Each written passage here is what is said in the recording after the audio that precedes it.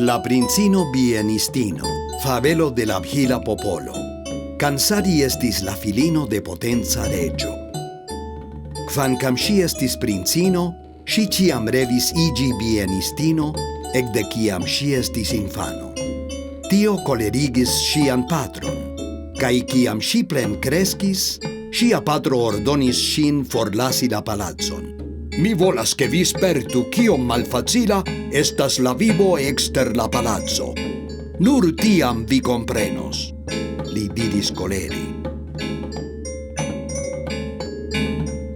Do Cansari pakis la semojn, kiujn ŝi kolektadis dum sia tuta infaneco, kaj foriris por vivi en la arbaro.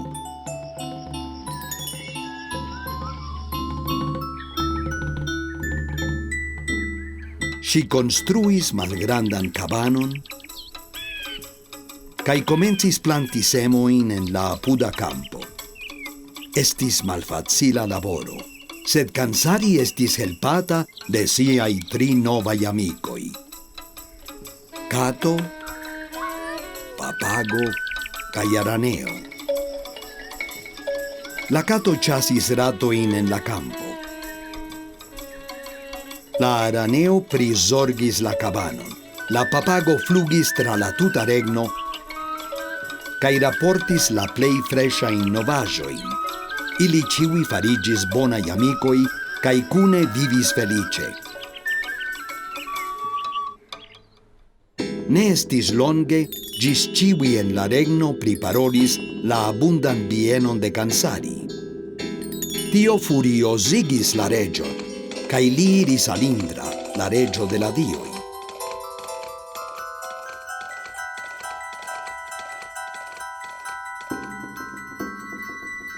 La reĝo petis ke Indra helpu lin, ĉar li volis instrui lecionon al Cansari. Mi prizorgos la aferon. Mi sendos trosekecon. Ĉiuj kultivaĵoj elsekiĝos kaj mortos, diris Indra. La papago aŭdis tion kaj rapide rakontis ĉion al Cansari. Cansari kaj ŝiaj amikoj tiam movis siajn kultivaĵojn al malseka fluejo de la rivero.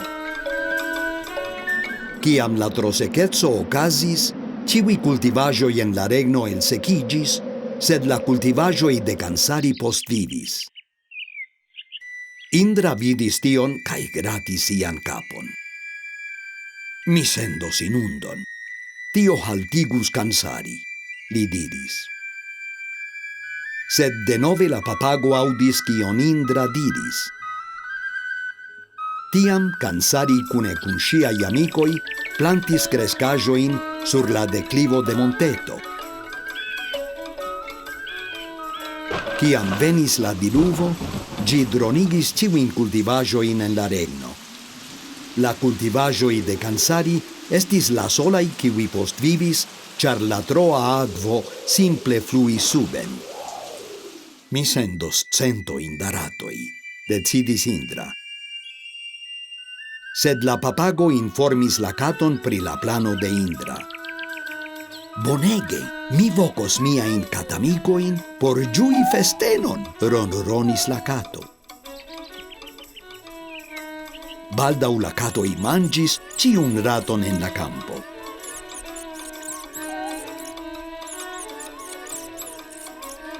Nun Indra estis je la fino de sia pacienco. Mi sendos birdojn. Ŝi ne povas savi siajn kultivaĵojn de birdoj, li diris. Sed la araneo vokis siajn araneo-amikojn, kaj ili teksis bluecajn araneaĵojn super la kultivaĵoj.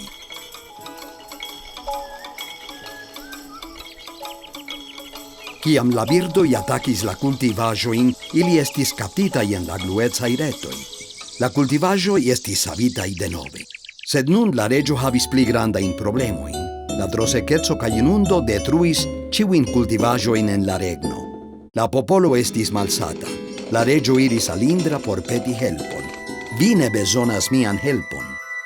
Via filino Cansari Jam mangigas la popolon, diris Indra. Li gvidis la region alla arbaro. Tie li vidis Kansari kaj ŝiajn amikojn donantajn sakojn da greno al ĉiuj. La regio hontis pro sia jagoj kaj fieriĝis pro sia filino. Estas pli noblaj aferoj ol vivi en palazzo. Ĉu vi ne konsentas? Demandis Indra. La regio petegis pardonon de sia filino kaj postulis ke ŝi revenu al la palazzo. Ŝi pardonis sian patron, sed ne reiris al la palazzo. Ŝi restis en sia cabano apud la campoj kaj vivis felice kun siaj amikoj. Kansari iĝis konata kiel la princino bienistino.